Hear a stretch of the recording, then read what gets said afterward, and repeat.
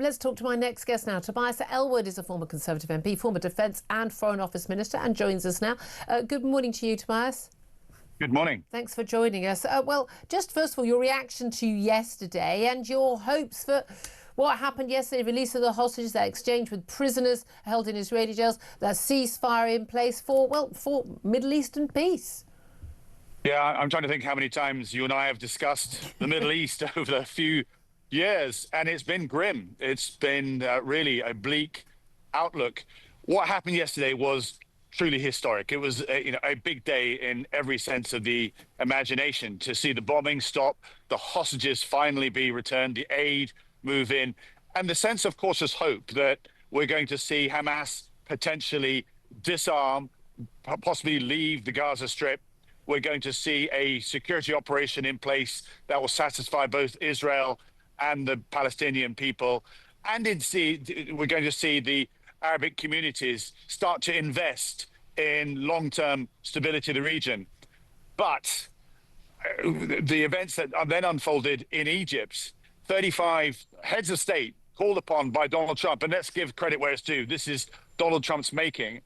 My concern is the absence of detail. I was hoping they were going to sit down in private session to place some of the granular ideas down and expand on this 1.5-page document. I recall that I served in Bosnia in the armed forces. The Dayton Accord was 150 pages long. The detail that was in there, and there's an absence of anything here at all. And the worry is that we sort of marked out the destination, but we've not said how we're going to get there. Indeed. We have a 3-month opportunity for peace, the best opportunity in decades. I fear that we're going to not take advantage of that. That we're not going to see the energy and dynamism that we've seen over the last couple of days as people then depart, go back, grateful that we are where we are today, but not realizing that the hard work starts now. And that is the thing. It's quite interesting, Donald Trump doing his victory lap around the Middle East yesterday in Israel and in Egypt with, yes, the hostage release is amazing, and the ceasefire, but what happens next? And this is the thing. There is an element where a lack of detail can help. We know with, the Good Friday Agreement, Tony Blair's in one room saying one thing to one side, another room saying another thing to the other side, and you fudge things a little bit because fudging is how it works. This isn't so much a fudge as just, a complete sort of chaos of the fact reality is you've got one side in this, Hamas and others on that side who don't want peace. They have never expressed an urge for peace. They do not accept the thing touted around in the West constantly about this 2-state solution. They don't accept that Israel has a right to exist, and their main aim in life is for Israel not to exist. So how do you square that circle? And whether it's 1.5 pages in the document or whether it's 1,500 pages, if one side doesn't actually accept the other side's right to even exist, how do you get to a peace? Well, this is where the pressure comes on. And for the points that you've made very, very clearly indeed, Hamas lost any right or credibility to exist as a form of governance in Gaza. And that became evident to Qatar, to Egypt, to Turkey, to the GCC nations, to the entire community. And eventually the pressure was placed on them that they realized that the time was up. And so they then agreed to lay down their weapons. They agreed to have exit, to move into exile, should they wish to choose that.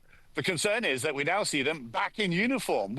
We see them not wishing to hand over power. And on the flip side, we have to say, just to balance this out, what will Israel do now that those hostages have been released? Will they be committed to their side of the bargain as well? And this is where Donald Trump must come in, because he's the one that can influence the Abrahamic Accord signatories. He's the one that can influence Israel, and particularly this prime minister. And I fear, because he loves the deal, he's got his deal, and he very much enjoyed his time in the limelight yesterday with all those leaders, courting him in that way. It was something out of a medieval court, wasn't it? With all those dignitaries turning up. But and I watched it very, very carefully in detail, wanting to advance. But in the 20-point plan, nothing about the West Bank, nothing about what happens to Jerusalem, and nothing about who itself is going to actually run Gaza in the longer term. So the pressure must continue. We must work with our allies, particularly countries such as the Gulf nations, the UAE, Saudi Arabia, and Qatar, because they can place pressure on Hamas to say your time is up. The Palestinians do not want to be run by you. And if you continue down this road, I'm afraid it'll just lead back to where we were a few months ago, and that's back to total war. Well, indeed. And again, it's fascinating, as Shabana Mahmood, the Home Secretary, saying that, you know, some of the people who are marching, particularly since we've had the ceasefire, had the peace, she says it looks like, you know, they don't actually want peace in the Middle East, and now saying it's for, you know, it's free Palestine, it's this two-state solution, and all this. But again, ignoring the fact that actually Palestinian Authority and Hamas, Fatah, made it very clear they don't want a two-state solution. By the way, they've turned down a two-state solution on 4 different occasions, even when they've been offered pretty much every single thing they've asked for. How we move further on from that? I mean, how big a role do you think Keir Starmer will play? Because frankly, we've just been laughing at the risible claims being made on behalf of his government that we played in any way a vital role in these peace negotiations. And of course, Donald Trump sort of frankly humiliating Keir Starmer on the stage in Sharm el-Sheikh yesterday. We've all had a jolly good laugh about it, but it's a bit embarrassing that we really are totally irrelevant to this, isn't it? Well, two things there. Just to comment on the demonstrations that we've seen in London. Every time I see a Palestinian flag or somebody waving a Palestinian flag, I want to go up to them and say, why don't you have a sticker on there that has Hamas with a big cross on it, showing that you're actually supportive of the Palestinian cause, two-state solution? That's very honourable indeed. But you're actually standing up to say Hamas should have no part of it. And that, I'm afraid, is the issue that I have with any of those Palestinians that are demonstrating.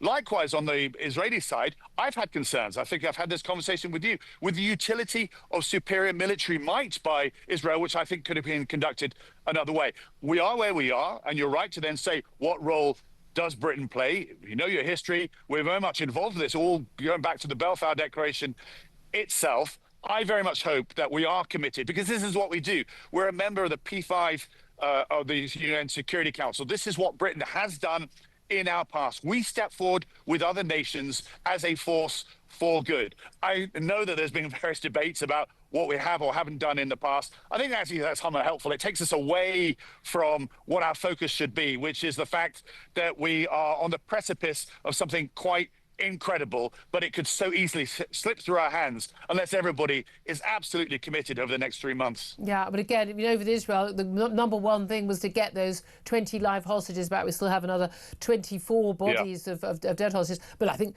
as much as that's important to those families to get their bodies back, to give them a decent burial, that's not going to be as big a priority for the rest of the world as getting those live hostages back, of course. But we've seen those amazing scenes of reunions with their families. But once that's over, you know, again, will the West be condemning Israel if they say, well, we're going to have to go back in if we see that Hamas are reforming, rebooting, the Hamas tunnels are still intact, and you know this is an armed, you know, force that is openly posing a threat to us, and we can't leave them there.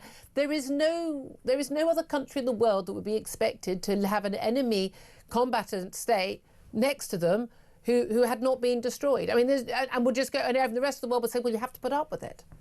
Yeah, you're 100% right. But it's not just putting up with it. It's having a plan, a strategy that offers the Palestinian people something else. And this is where the support of the Abrahamic signatories then come in, to then zone off Gaza, the Gaza Strip, into areas, start to rebuild where Hamas has zero responsibility. Indeed, anybody connected with Hamas is then put into prison. That would then be a plan, a process to move forward. That's the detail that is currently absent from the 20-point plan that Donald Trump has proposed. Just finally, very briefly, I speak for to say very briefly, we have this ongoing story about the China spy trial. I won't go into all the ins and outs, but basically yesterday, Government Minister Dan Jarvis was put up to basically say, well, to throw a senior civil servant under the bus, Matthew Collins, Deputy National Security Advisor. Apparently, he's the one who was tasked with giving evidence to the CPS for an alleged spying activity, and the fact that in this spy trial claiming that 2 men had spied for China, evidence that China was a threat to this country. Basically, it's all his fault, not Jonathan Powell, the political appointee from Keir Starmer. Do you believe that's what's happened? Well, I know Dan Jarvis well, and I think Yeah. he was very awkward and felt uncomfortable with what he then had to do. Didn't have to do it. It goes down to the fact that we're in absence of a clear strategy that China is a threat to Britain. And until we clarify that, then we're going to get into mess ups like this. This all focused on, as you know, the fact that the Official Secrets Act was based on 1911 wording, needed to be updated, and it applied to these two cases of alleged spying in Parliament just around the corner from me. The Conservatives then updated that with the National Security Act, but it couldn't be used retrospectively. So it is a bit of a mess. I hope that we can now clarify where we sit with China, because if we make it clear that China is now an existential threat to global order and indeed to Britain, then we can actually resume these charges against these two individuals. Okay. Thank you very much for joining us, Tobias Ellwood.